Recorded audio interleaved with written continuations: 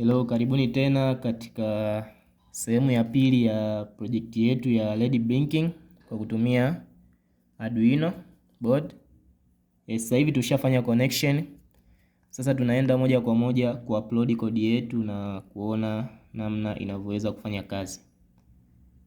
Sasa kuna waya huu waya ndio kwa ajili ya kuupload kodi kutoka kwenye kompyuta kwenda kwenye Arduino board.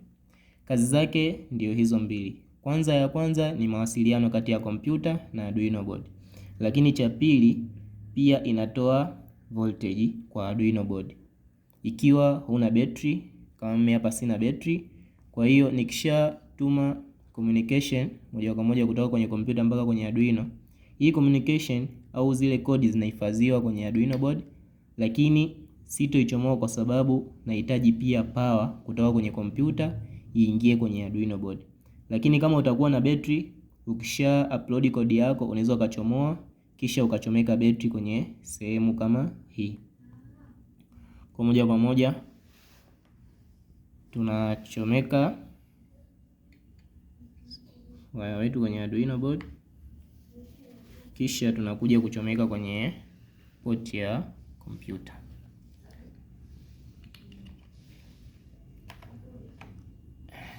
Baada ya hapo tunaenda kuiangalia kodi yetu.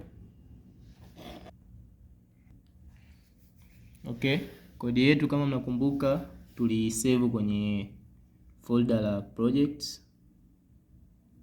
Kisha hapa LED blinking. Tunakuja hapa kwenye LED blinking.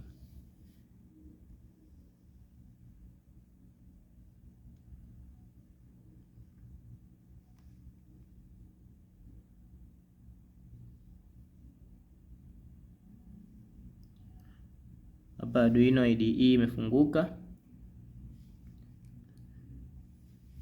Na sasa tunaenda kuupload, na hapa tunaenda kusearch ile bodi yetu ambayo ni Arduino Uno COM2012.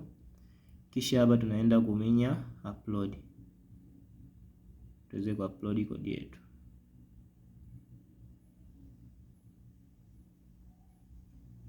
Uploading imekamilika. Sasa turudi kwenye Arduino yetu au LED yetu. Utaona inafuata maelekezo ya kodi tuliyoiwekea. Manake ina blink, inawaka, inakaa ndani ya sekunde moja kisha inazima. Inawaka, inakaa ndani ya sekunde moja kisha inazima. Hii leo tumetumia vifaa vya Arduino. Hivi vifaa unaweza kuvipata kutumia Arduino starter kit.